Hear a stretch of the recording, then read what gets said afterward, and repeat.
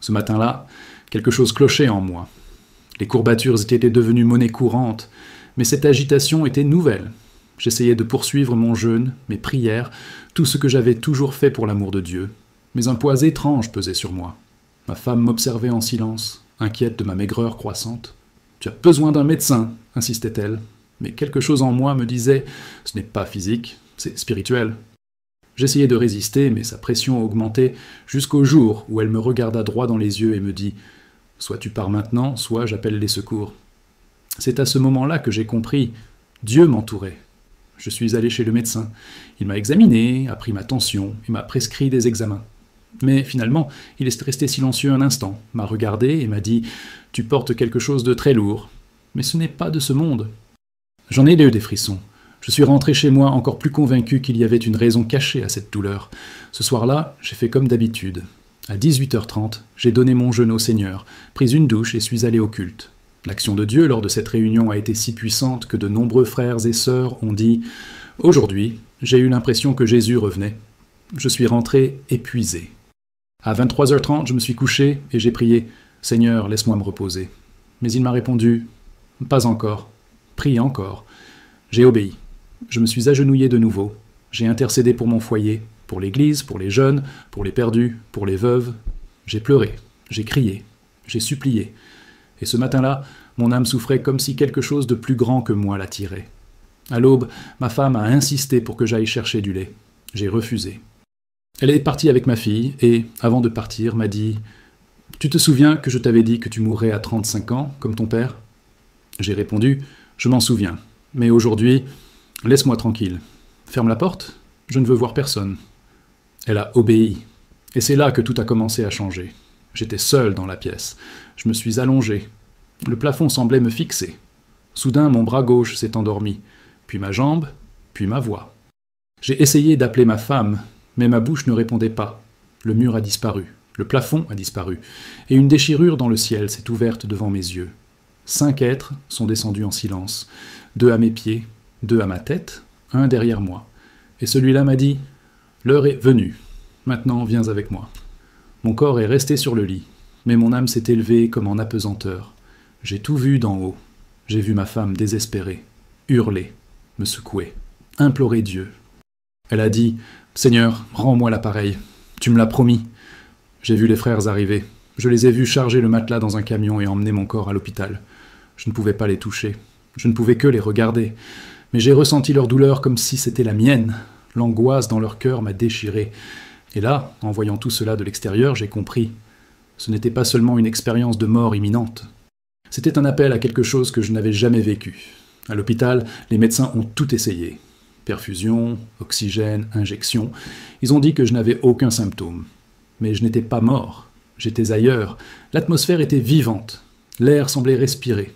Le temps n'existait pas.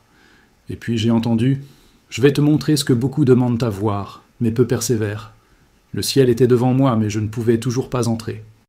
Une porte colossale est apparue. Et la voix a dit « C'est le festin des noces de l'agneau. » Quand j'ai essayé de passer, il a dit « Pas encore, tu reviendras, ils ont besoin de toi. » Et c'est là, au seuil de l'éternité, que mon âme a été déchirée. Je ne voulais pas revenir. Mais Dieu avait déjà décidé. En quittant mon corps, ma première sensation fut une apesanteur terrifiante. C'était comme si je flottais, tout en étant pleinement conscient de tout ce qui m'entourait. J'ai vu les 5 êtres célestes déployés comme en mission de guerre. 2 étaient à mes pieds, 2 à ma tête, et celui qui m'avait soulevé était derrière moi. Il m'a pris par derrière, et sans bouger les lèvres, a dit « Le moment est venu ». Mon corps est resté sur le lit, mais mon esprit s'est envolé. Et en me relevant, j'ai baissé les yeux et j'ai vu ma femme pleurer désespérément sur mon corps, criant comme jamais auparavant « Seigneur, ne me l'enlève pas, tu me l'as promis !» Cette scène m'a bouleversé intérieurement. J'ai vu les frères arriver, tous en pleurs, certains essayant de me réanimer, d'autres agenouillés et priant. J'ai entendu ma fille m'appeler. J'ai vu un ouvrier crier « Emmenons-le à l'hôpital !» J'ai vu le camion, le matelas étendu, mon corps étendu là, les yeux fermés. Mais je ne pouvais ni crier ni me retourner. J'observais tout cela de l'extérieur, comme coincé entre 2 mondes, celui de la chair et celui de l'esprit. Et pourtant, la paix résidait en moi. Une paix douloureuse car je voulais rester là-haut, mais je ressentais toujours l'amour d'ici-bas. Ils m'emmenèrent toujours plus haut. Les anges m'emmenèrent dans un lieu indescriptible. Une salle immense, plus grande que tout ce que j'avais jamais vu. Au centre se trouvait une table si longue que je ne pouvais voir le fond. Elle était si parfaitement conçue que chaque détail respirait la sainteté. Les chaises étaient alignées avec une symétrie céleste. Et la voix me dit « C'est la salle des noces de l'agneau ». Je m'approchai, je reconnus des visages.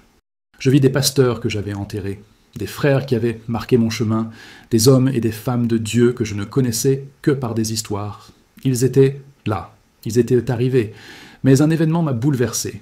L'un des hommes à table s'est levé, m'a regardé droit dans les yeux et m'a dit « La dernière fois que je t'ai vu, tu étais une petite fille, c'était mon père, l'homme mort alors que j'étais encore enfant. » Il se tenait là, le visage rayonnant comme jamais auparavant. Il souriait silencieusement. Et dans ce sourire, j'ai tout compris. Le doute que ma mère nourrissait depuis des années y a trouvé une réponse. J'étais en sécurité. Dieu me l'a confirmé. Il est à moi. J'ai voulu le serrer dans mes bras. J'ai voulu courir vers lui. Mais la voix m'a arrêté. Ce n'est pas encore l'heure pour toi de rester.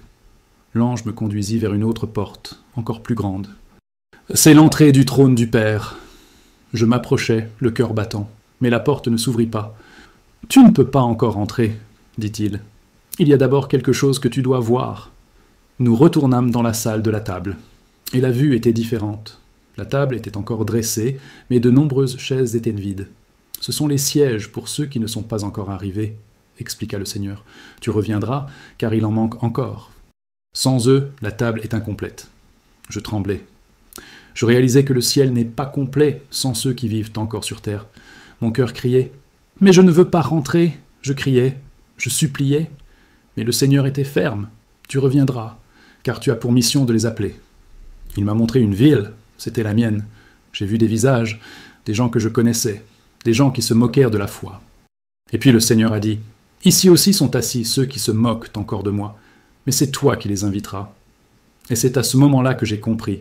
Il ne s'agissait pas de moi, il s'agissait des autres, de ceux qui ne comprenaient pas encore la valeur de l'éternité. Et moi, qui voulais rester, j'ai été appelé à revenir, non par choix, mais par mission. Lorsque j'ai été arraché à la vision de la table, je ne suis pas immédiatement descendu sur terre. Le Seigneur m'a dit « Avant de revenir, tu verras ce que beaucoup n'ont pas pu supporter. » J'ai simplement hoché la tête. Puis tout a changé. La douce lumière s'est estompée, le ciel bleu s'est recouvert d'une atmosphère pesante, et une nouvelle dimension s'est ouverte devant mes yeux. « Maintenant, regarde vers le bas avec mes yeux, » a dit le Seigneur. Et tandis que je regardais, mon cœur a failli s'arrêter. J'ai vu la terre enveloppée de ténèbres spirituelles. Les démons se déplaçaient comme des essaims de sauterelles, organisés selon des stratégies infernales, se propageant dans les villes, les maisons et les églises. Ils hurlaient furieusement « Il faut fermer l'église ! Il faut arrêter les prophètes !» C'était une urgence démoniaque et désespérée, comme s'ils savaient à que le temps était compté. Puis le Seigneur dit « Tu vois, c'est la guerre. » Et je tremblais. Je voyais des voitures détruites, des gens mourir dans des accidents tragiques, des maisons s'effondrer sous l'effet d'attaques spirituelles. Ils ne peuvent pas toucher aux miens. C'est pourquoi ils tuent ceux qui ne sont pas en alliance avec moi, expliqua le Seigneur. Ces mots me brûlèrent l'âme. Ce n'était pas un coup de chance. Ce n'était pas une coïncidence. C'était la guerre. Invisible, cruelle, réelle. Combien de fois t'ai-je sauvé de cela ?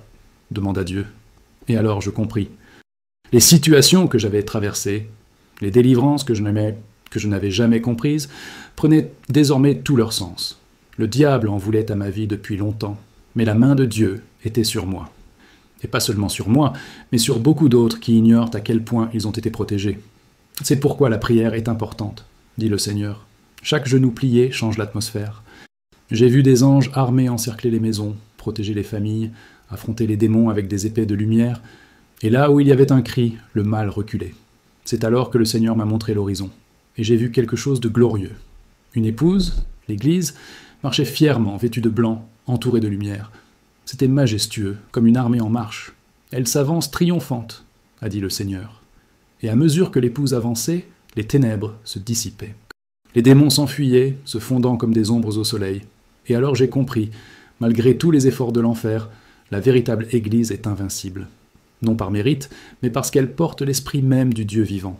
J'ai pleuré en voyant cela, et je me suis dit, « Seigneur, il y a encore de l'espoir. » La mariée atteignit une échelle. Elle était dorée, resplendissante, suspendue dans le ciel. C'est l'échelle de l'enlèvement, révéla le Seigneur. Et maintenant, elle est à portée de l'Église. Mon cœur s'emballa. C'était comme voir l'accomplissement de tout ce que j'avais prêché pendant tant d'années. Nous n'étions qu'à un pas, juste un pas. Mais beaucoup dorment encore, dit le Seigneur. Ils pensent avoir le temps. Ils sont distraits par leurs propres projets. Et je vis des frères et sœurs poursuivre des rêves terrestres, alors que le ciel avait déjà donné le signal. J'ai vu des églises pleines de divertissements, des chairs vides d'onction, des croyants sans huile. C'est alors que je me suis demandé, le cœur lourd, « Et nos enfants, Seigneur, font-ils aussi partie de cette génération ?» La réponse m'est venue avec force et tendresse. Les enfants de mes serviteurs sont à moi. Même s'ils sont égarés, perdus, marqués par le péché, ils sont mon héritage. Ces mots ont brisé quelque chose en moi. J'avais porté l'angoisse de mes parents éloignés pendant si longtemps.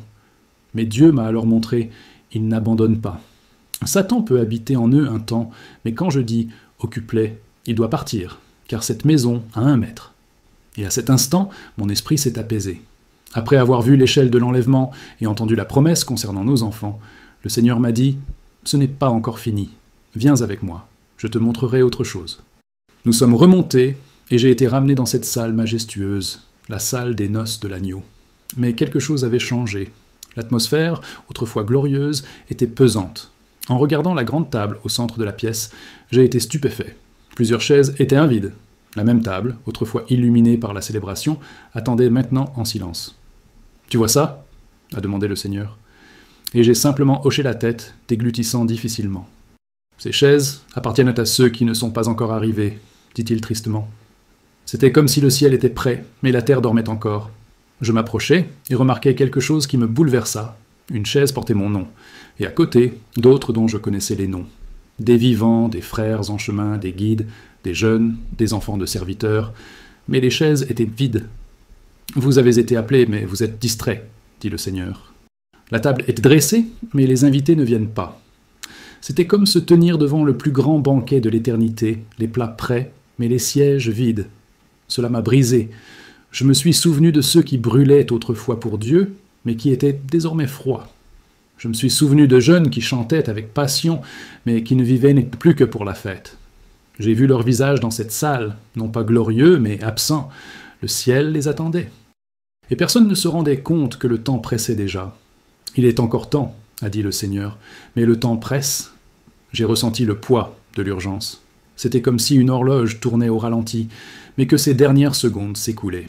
La table hurlait silencieusement. « Tu as disparu. » J'ai rassemblé mon courage et demandé « Seigneur, que veux-tu que je dise à ton peuple ?» Et il m'a répondu d'une voix ferme « Dis-leur qu'il est encore temps. Dis-leur que le ciel attend, que la table est prête, mais à peine. » C'était un message direct et puissant.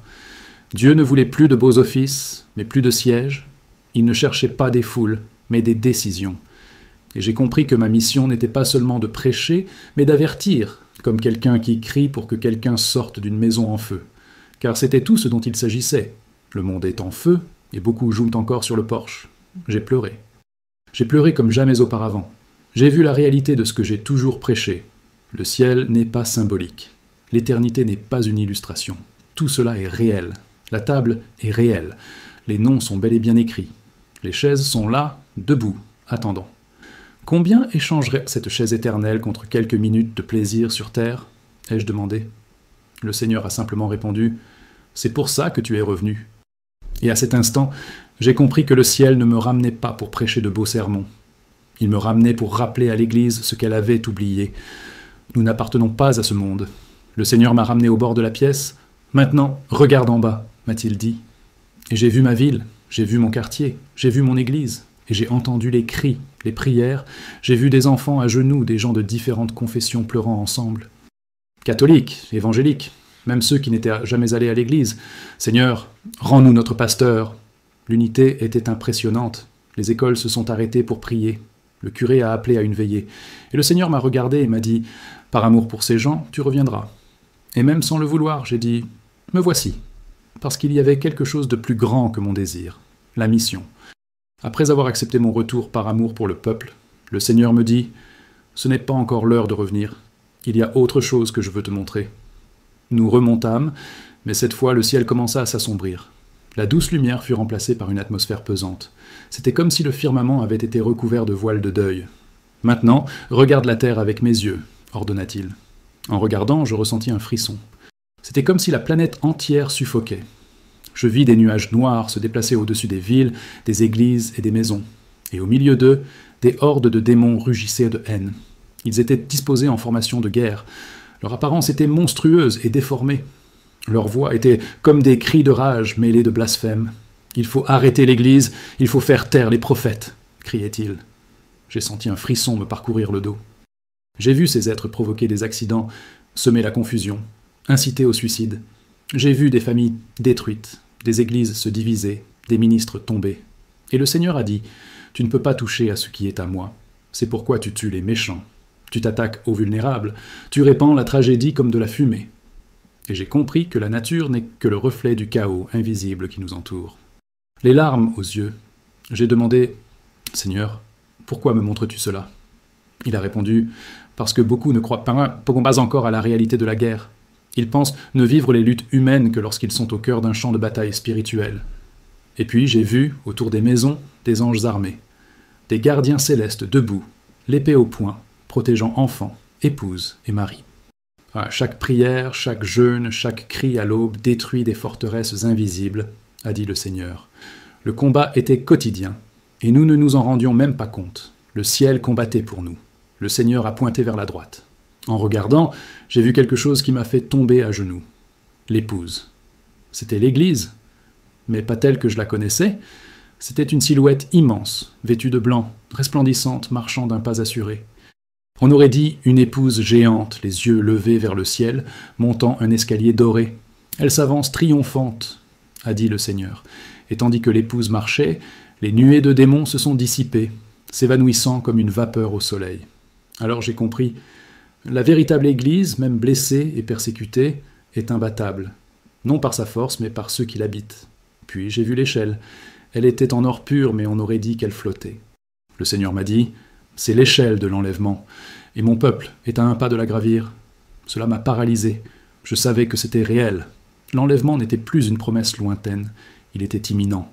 Nous étions au tournant final du temps. Les intérêts personnels subsisteront, les distractions disparaîtront. Seuls ceux qui sont préparés s'élèveront, a-t-il dit. Et puis j'ai senti l'Esprit crier en moi avec urgence, « Parle à mon Église, dis-leur de se préparer. » Car le temps est écoulé. C'était tout ou rien, maintenant. Et même captivé par la gloire de cette vision, je demandais encore, « Seigneur, qu'en est-il de nos enfants? Sont-ils aussi de cette génération ?» Il répondit tendrement et fermement, « Les enfants de mes serviteurs sont à moi. Même s'ils sont loin, perdus et égarés, ils sont mon héritage. » Ces paroles transpercèrent mon esprit comme un éclair de miséricorde. Satan habitera peut-être en eux un temps, mais quand je dirai « Occupe », il s'en ira, car cette maison a un propriétaire. J'ai alors compris que Dieu n'avait pas abandonné nos enfants, pas même ceux qui sont partis, pas même ceux qui respirent encore, mais sont perdus. Ils sont à lui. Après avoir contemplé l'échelle de l'enlèvement, je pensais que le Seigneur me ramènerait sur terre. Mais il me dit « Pas encore. Viens avec moi et je te montrerai autre chose. » Nous remontâmes, et l'Esprit me ramena dans cette salle majestueuse, la salle des noces de l'agneau. C'était le même endroit où j'avais vu les saints assis à la table. Seulement, quelque chose avait changé. L'atmosphère semblait plus calme, presque triste. En regardant la table, je vis que de nombreuses chaises étaient vides. Les ustensiles qui brillaient autrefois étaient maintenant rangés. C'était comme si le ciel m'attendait. Le Seigneur m'a montré du doigt et m'a demandé « Voyez-vous ces chaises ?» J'ai répondu « Oui », le cœur lourd. Il a ajouté « Ce sont les chaises de ceux qui ne sont pas encore arrivés. Chaque chaise représente un appel. Il y a de la place pour d'autres. » Mes yeux se sont remplis de larmes. J'ai vu des noms dessus, des noms familiers, des gens vivant sur terre, des gens encore distraits, perdus, courant après le vent. Et puis j'ai compris que le ciel n'était pas complet. Il y avait des places réservées à ceux qui n'avaient pas encore saisi l'urgence du moment. Et le temps était compté. Le Seigneur m'a regardé et m'a dit « La table est mise, mais les invités sont distraits. » Cela m'a fait un sang d'encre. C'était comme s'il disait « Ils ont échangé le banquet éternel contre des miettes. » L'horloge de la grâce tournait à son dernier tour. Et tandis que beaucoup se faisaient passer pour des croyants, le ciel attendait toujours, avec des places réservées et des chaises vides. Et moi, là, devant cette table sacrée, j'ai pleuré comme un enfant. car je comprenais que si nous ne proclamions pas la vérité, les chaises resteraient vides, des vies seraient perdues, et le banquet commencerait avec des absences éternelles.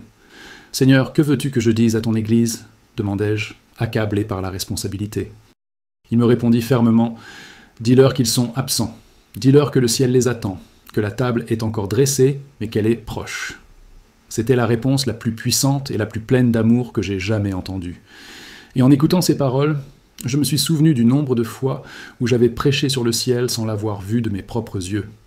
Maintenant, je le voyais, et il n'y avait plus de doute. Le ciel était réel, la table était réelle, l'appel était réel, et le temps de l'Église était révolu, la fin. Je ne pouvais ignorer ce que je ressentais. Ce n'était pas un rêve, ce n'était pas de l'imagination. C'était un poids de gloire qui envahissait chaque cellule de mon esprit. Et le cœur toujours rempli du désir du ciel, le Seigneur m'a dit « Pas encore, il y a encore une mission. » Et lorsqu'il a pointé la terre, j'ai vu ma ville, j'ai vu mon Église, j'ai vu les voix qui pleuraient. Même les catholiques, les enseignants, les directeurs d'école, tous intercédaient. On ne prie pas pour un pasteur, on prie pour un père spirituel, pour un homme de Dieu qui a conquis la ville par amour, a dit le Seigneur. C'est là, à cet instant, que j'ai compris. Je ne reviendrai pas simplement par obéissance. Je reviendrai par amour, parce que Dieu m'avait laissé voir la table, mais m'avait empêché de m'asseoir. Pourquoi ? Parce que les autres n'étaient pas encore arrivés. Parce que le corps ne serait complet que lorsque toutes les places seraient occupées. Et j'ai pleuré de nouveau, non pas de tristesse, mais par responsabilité. Le ciel m'attendait, mais la terre avait encore besoin de moi. La table était prête, oui, mais la mission n'était pas encore terminée. Et alors, le cœur saignant du désir de l'Éternel, j'ai accepté. Oui, Seigneur, renvoyez-moi. Après avoir accepté de revenir, je pensais que tout s'arrêterait là. Mais le Seigneur m'a regardé et m'a dit « Avant de revenir, il y a autre chose que je dois te montrer. » À cet instant, nous sommes remontés, mais cette fois, le décor avait radicalement changé. Les cieux, autrefois glorieux, étaient maintenant sombres, recouverts d'un épais nuage, presque étouffant. Je sentais le poids du monde entier sur moi. Maintenant, regarde la terre avec mes yeux, m'a-t-il dit. Tandis que je regardais, j'avais l'impression que ma poitrine était écrasée. Je voyais des démons se déplacer en groupe, comme des essaims. Ils ne marchaient pas. Ils marchaient comme des armées organisées. Ces êtres horribles hurlaient avec colère. « Il faut arrêter l'Église! Il faut faire taire les prophètes !» Ce cri de haine se répandit à travers les nations.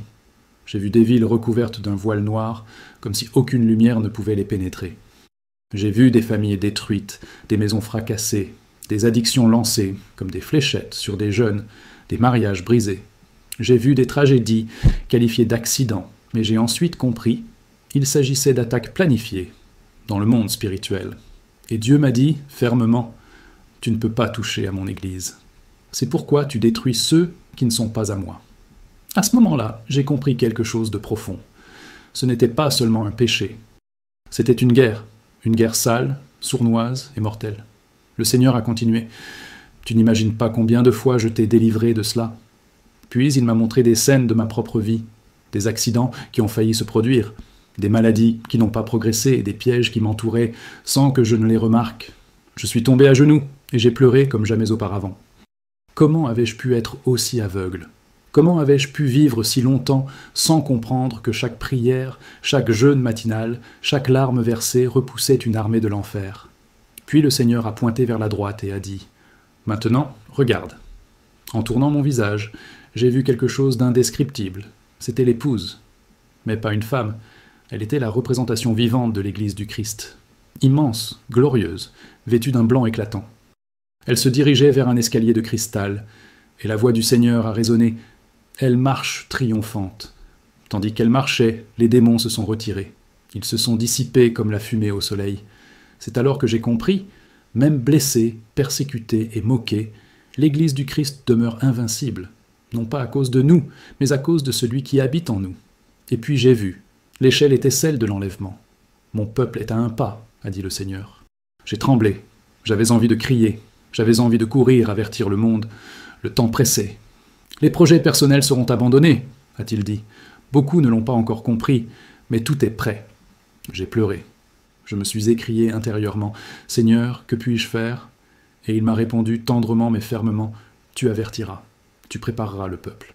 Ils ont encore du temps, mais pas beaucoup. » À cet instant, j'ai compris. La trompette allait sonner. Avant de me reprendre, le Seigneur m'a permis de poser une dernière question. « Et nos enfants, Seigneur?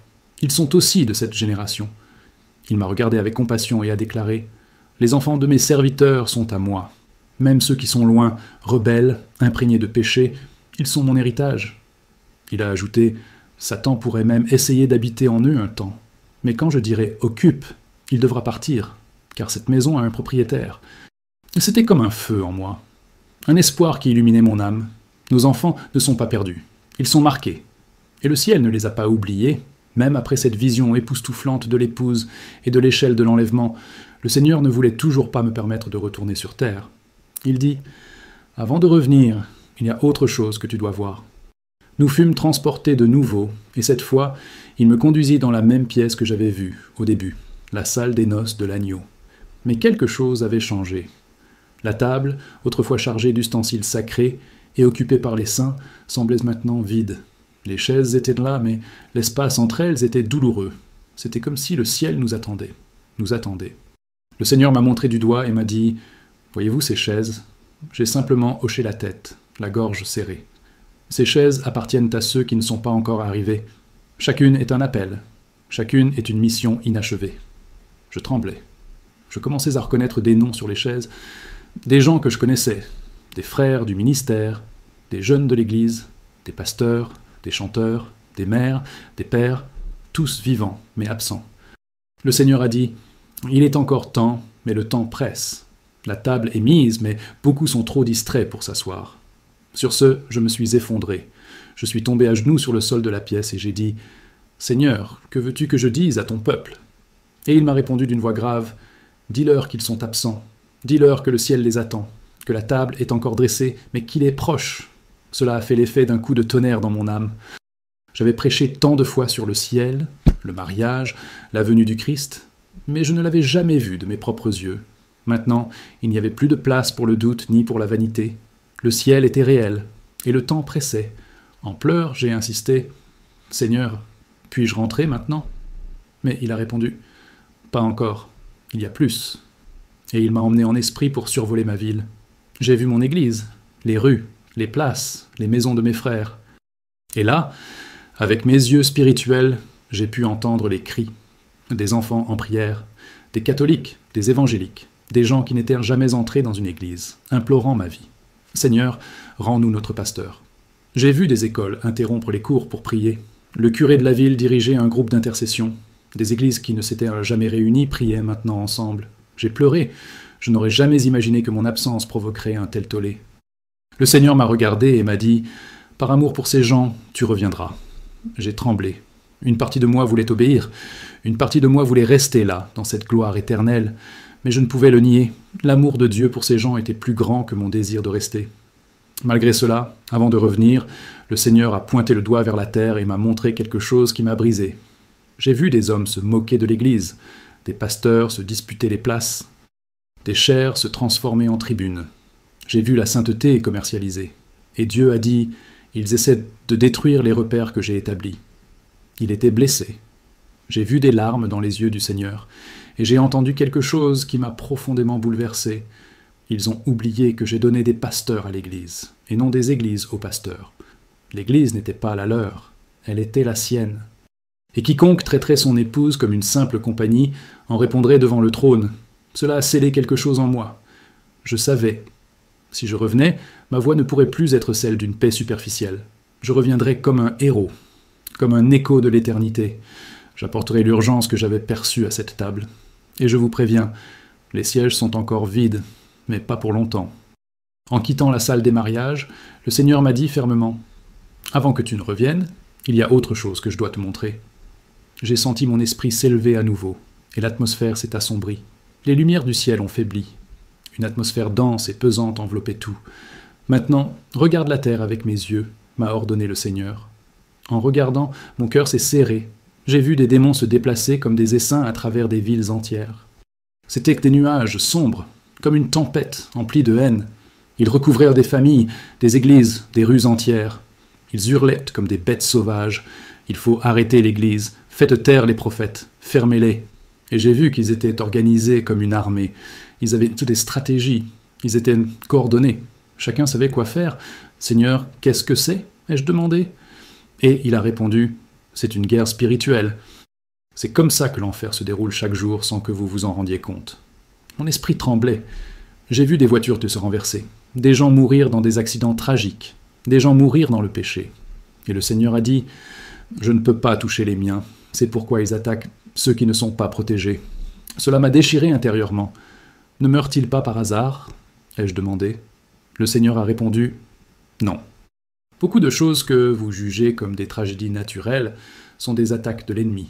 C'est la guerre, une guerre contre les familles, contre les destinées, contre les héritages spirituels. J'ai grimacé intérieurement. J'étais sous le choc. « Seigneur, pourquoi permets-tu cela ?» Et il a répondu « Parce que beaucoup ne priment pas, beaucoup ne veillent pas. L'Église dort. Pendant que vous vous reposez, l'enfer travaille à plein temps. » Ce fut comme une gifle. J'ai compris que ce que nous appelons la normalité est en réalité une bataille invisible. Soudain, il m'a emmené à un autre niveau. « Regarde à ta droite, » m'a-t-il dit. Et quand je me suis retourné, j'ai vu quelque chose de glorieux. Une mariée marchant d'un pas assuré. Elle était immense, vêtue d'un blanc éclatant. C'était l'église, mais pas l'église locale. C'était l'église du Christ. Elle marchait vers un escalier de cristal, les pieds fermes et le visage résolu. À chaque pas, les démons se retiraient. Les nuages sombres se dissipaient comme de la fumée. Et le Seigneur s'est écrié « Elle sort triomphante ». C'est alors que j'ai compris. La véritable Église n'est pas vaincue. Elle est lumière au milieu des ténèbres, même lorsque personne ne l'apprécie. L'épouse était à un pas de l'échelle. C'est l'échelle de l'enlèvement, dit le Seigneur. Mon peuple est à un pas de l'ascension. Cela me détruisit.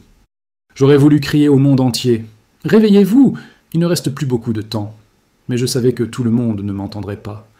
Le Seigneur parla avec urgence. « Dis à mon peuple de se détourner du péché, de revenir à la pureté de sa foi, de se préparer. » C'était un appel clair et direct, sans poésie. Nous vivions les dernières minutes. C'est la dernière génération, la génération de la grande tribulation. Il n'y en aura pas d'autre après elle.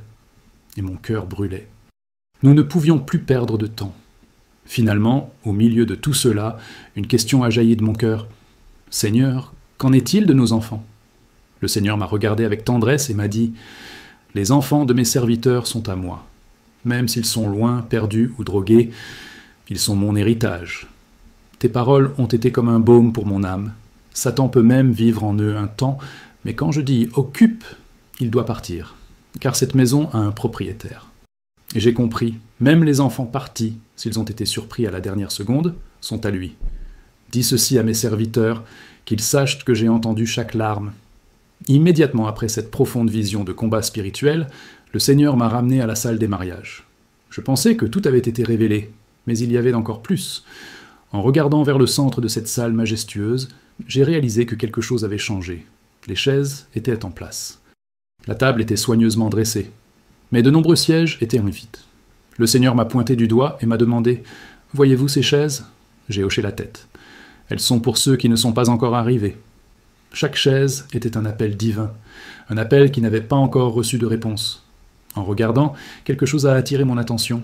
Une chaise portait mon nom, et d'autres, dont je connaissais les noms, des êtres vivants. Des êtres qui marchaient encore sur terre, mais qui étaient trop distraits pour saisir la gravité du temps. Le Seigneur a poursuivi. « Il est encore temps, mais le temps presse. » Cela m'a profondément touché. C'était comme si l'horloge de la grâce terminait son tour. La table est mise, mais les invités sont trop occupés. Les voix du monde, les engagements de la vie, les distractions, tout empêchait les élus de répondre à l'invitation éternelle. Le cœur lourd, j'ai demandé « Que veux-tu que je dise à ton peuple ?» Et il a répondu sans hésiter « Dis-leur qu'ils sont absents, que le ciel attend toujours, que la table est toujours mise, mais il est proche. » Cela m'a frappé comme un coup de massue. Je me suis souvenu de toutes les fois où j'avais prêché sur le ciel sans le voir. Maintenant, je l'avais vu de mes propres yeux. Je ne pouvais plus me taire. Le ciel est réel, et le temps de l'Église sur terre touche à sa fin. Je voulais y rester. Mais il a dit fermement « Pas encore. Il y a encore une mission. Il y a encore des sièges vides. » Puis le Seigneur m'a emmené dans la ville où j'étais pasteur, et il m'a fait entendre le cri. Des enfants en prière, des catholiques, des évangéliques, et même des athées implorant ma vie. Seigneur, rends-nous notre pasteur. Ce son d'unité a percé les cieux, les écoles se sont arrêtées pour prier. Les églises se sont unies comme jamais auparavant. Le curé de la ville a dirigé les prières. Les enseignants ont appris aux enfants à pleurer. Ils ne prient pas pour un titre. Ils prient pour un père spirituel, pour un de mes serviteurs qui a conquis la ville par son amour. Dieu m'a regardé droit dans les yeux et m'a dit « Par amour pour ces gens, tu reviendras ». Malgré ma résistance, j'ai commencé à descendre. Mais d'abord, le Seigneur m'a montré quelque chose qui m'a stupéfié. Il a montré l'église locale et a dit « Regardez ce qu'ils font à ma maison. J'ai vu des chairs utilisées comme estrade. Des gens se moquèrent de la sainteté. Des prédicateurs utilisèrent l'autel comme un étalage de vanité. Et le Seigneur, d'une voix grave, a déclaré « Ne savez-vous pas que j'ai donné des pasteurs à l'église, et non des églises aux pasteurs ?» Je suis resté silencieux. J'ai vu des gens détruire de leur bouche ce que Dieu avait mis des décennies à bâtir. L'indignation du ciel était réelle, et elle aussi était une sainte. Puis il me conduisit à la porte du trône. « Vois-tu cette porte ?» ai-je confirmé. « C'est la porte du Père, mais son heure n'est pas encore venue. Je n'y suis pas entré. Mais l'impact de cette vision ne me quittera jamais. C'était la porte finale, la fin de tout et le début de l'éternité. Et en me retournant, j'ai revu la table. Et j'ai compris. Personne ne franchit cette porte sans s'être d'abord assis à cette table. Dieu frappe. La table est toujours mise, mais les places vacantes révèlent, c'est une génération endormie. Et j'ai été renvoyé pour réveiller ceux qui persistent à dormir. Quand je suis descendu des cieux et que j'ai réintégré mon corps, ce ne fut pas immédiat. C'était comme une naissance à l'envers. Chaque partie de moi semblait résister à la chair. L'hôpital m'avait déclaré mort. Ma femme pleurait pour moi. Mais soudain, j'ai ouvert les yeux.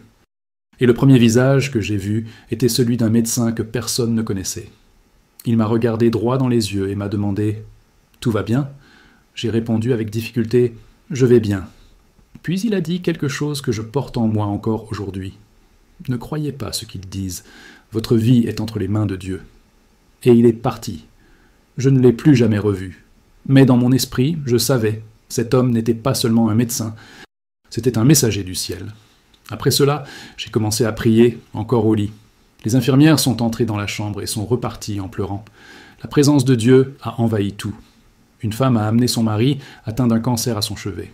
Il était faible, mais j'ai levé la main et j'ai prié. Il a été guéri sur le champ. La nouvelle s'est répandue. Des patients ont commencé à arriver d'autres services, et l'hôpital est devenu un hôtel. Des gens se convertissaient dans les couloirs. Les médecins qui s'étaient moqués de moi auparavant demandaient maintenant la prière. Dieu m'a ramené non seulement pour parler, mais pour guérir, libérer, réveiller. L'onction avait désormais du poids, et partout où j'allais, le ciel insistait pour m'accompagner. À ma sortie de l'hôpital, je ne suis rentré à aucune fête. J'étais terrifié. Je ressentais la responsabilité jusque dans mes os. Ma femme m'a serré dans ses bras en pleurant, mais je lui ai dit « Mon amour, j'ai vu des choses qui ne me permettent plus de vivre comme avant. » Et elle a compris. Je n'ai pas eu besoin de lui expliquer. Seuls ceux qui traversent une épreuve pareille comprennent ce que c'est que de porter le ciel en soi. Lors du premier service religieux après mon retour, l'église a éclaté en acclamations. Je n'ai pas dit un mot. J'ai juste pleuré. Mais l'esprit a parlé à travers moi. Et quand j'ai pris le micro, tout ce que j'ai pu dire a été « La table est mise, tu es toujours là. » Et toute l'église est tombée à genoux. Dès lors, les invitations ont afflué de partout. Églises, écoles, événements. Même les maires voulaient entendre ce que j'avais vu. À chaque endroit, je répétais « J'ai vu le ciel, et j'ai vu les sièges vides. » Certains étaient cassés, d'autres hésitaient. À un endroit, un pasteur a tenté de m'interrompre, mais Dieu a répondu par le feu. Un homme avait été guéri d'un cancer en chair. Personne ne contestait ce que le ciel avait scellé. Et il disait toujours « Ce n'était pas moi, c'était lui, c'était toujours lui. » Sa renommée grandissait, mais il craignait une chose, touche à la gloire qui n'était pas mienne. Les matins n'étaient plus jamais les mêmes. Je n'arrivais plus à dormir comme avant. À 3 heures du matin, l'esprit m'a réveillé, et j'ai obéi. Je me suis agenouillé, malgré la douleur, et j'ai senti sa présence envahir la pièce. Dieu prononçait des noms, des instructions, des avertissements, des villes, et il disait « Vas-y, ils ont besoin de t'entendre. » Chaque mot était une mission, chaque prière, une mission. Ma maison est devenue un hôtel. Mes enfants ont commencé à rêver du paradis. Ma femme, autrefois inquiète, était désormais mon intercesseur. Et j'ai compris, il ne s'agissait plus de moi, mais de ce qui allait suivre. À ce moment-là, j'ai compris que mon retour n'était pas une récompense, C'était un fardeau, une tâche, un appel. Le ciel pressait, et je sentais le temps s'accélérer en moi. Je ne faisais plus de projets à long terme. Chaque jour était un appel urgent. À chaque office, je disais « Si je ne suis pas là dimanche prochain, sachez que je suis monté ». Et personne ne riait. Les gens le ressentaient. L'esprit le confirmait. Et ma seule prière était « Seigneur, si je dois revenir, que je revienne entier, que je revienne brûlé, que chaque parole que je prononce sonne comme une trompette, car je sais, la trompette retentit déjà. » Ce matin-là, je me suis réveillé le cœur brûlant. C'était comme si le Saint-Esprit me disait « Aujourd'hui, c'est le jour de l'histoire. » Le ciel était différent, la lumière était d'une autre couleur. J'ai pris une douche, je me suis habillé, et je suis allé directement à la conférence à laquelle j'avais été invité. Il y avait foule, des gens de partout. Mais je n'ai pas fait de croquis. J'ai juste entendu la voix de Dieu vibrer en moi. Je me suis approché de l'autel, j'ai pris le micro, et j'ai dit « L'enlèvement ne sera pas remarqué, mais il sera ressenti. » Le silence s'est installé. C'était comme si le ciel lui-même s'était assis pour écouter. Et j'ai continué. J'ai vu la table, j'ai vu les chaises, et certaines sont encore vides. Je n'ai pas eu à prêcher longtemps. Les gens se sont mis à pleurer. Personnalités importantes, jeunes rebelles, pasteurs endurcis, tout le monde s'est écroulé. C'était un poids de gloire inexplicable. Finalement, plus de 200 personnes ont marché jusqu'à l'autel. Et je n'arrêtais pas de dire « Il arrive, le temps presse ». Après cela, une présentatrice évangélique m'a contacté. Elle voulait enregistrer mon témoignage. J'étais réticente. Je ne recherche pas la gloire. Mais Dieu a dit « Laisse tomber, le temps est venu ». Nous avons enregistré dans une salle de cinéma, juste moi, une chaise et une lumière, pas de mise en scène, pas de performance, juste la vérité brute de ce que j'avais vécu. Lors de sa diffusion, quelque chose s'est produit. Même si c'était tôt le matin, la vidéo est devenue virale. Des gens se convertissaient seuls chez eux. Des messages datés disaient « Maintenant je sais qu'il est réel ». Des pasteurs d'Afrique, des frères d'Europe, des missionnaires d'Asie m'ont écrit « Viens, nous avons besoin d'entendre ce que Dieu t'a montré ». Je ne le cherchais pas, mais Dieu m'attendait. Et à chaque interview, à chaque apparition, je disais avec conviction « Le paradis n'est pas de la poésie, c'est la réalité, et il est plus proche qu'on ne l'imagine ». C'était comme si ma vie était devenue un mégaphone, et ce son n'était pas le mien, c'était le sien. Dans ma ville, même les non-croyants ont commencé à m'appeler pasteur. Le prêtre local a dit « Cet homme est aussi des nôtres ». Une école m'a honoré du titre d'éducateur de l'espoir. Le conseil municipal voulait une séance officielle. J'ai refusé. Ils ont dit « Je ne prêche pas pour des signes, je prêche pour les âmes ». Mais j'ai accepté de prier pour la ville sur une place publique. Lorsque j'ai levé la main, des milliers de personnes étaient présentes. Et pendant que je priais, beaucoup ont vu une lumière m'éclairer. La vidéo est devenue virale le jour même. Et j'ai compris, le Seigneur me confirmait qu'il était encore temps pour la ville. Mais pas grand-chose. Quelques jours plus tard, un soir ordinaire, je suis allé écrire dans mon livre de prière. Et j'ai entendu une voix claire, aiguë, douce et ferme. La dernière saison est arrivée. Mon corps tremblait. J'ai appelé ma femme. Elle m'a dit « Si je pars, reste ». La promesse est dans nos enfants. Nous nous sommes serrés dans les bras. Nous avons pleuré.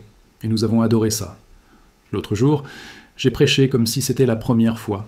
Mais à la fin du culte, j'ai regardé l'église et j'ai dit « Si je ne suis pas là dimanche prochain, sachez que je suis debout ». Personne n'a souri.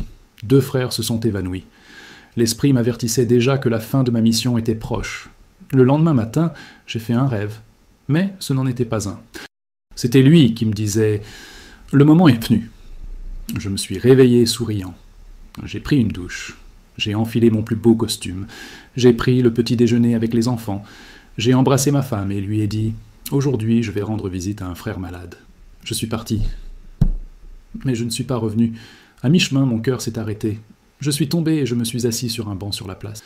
Quand ils m'ont trouvé, ils souriaient, la Bible à ses côtés. Et un mot dans sa poche, j'ai combattu le bon combat. J'ai terminé la course, j'ai gardé la foi, à bientôt. La ville entière s'est arrêtée. Mais là-haut, au paradis, une chaise était occupée.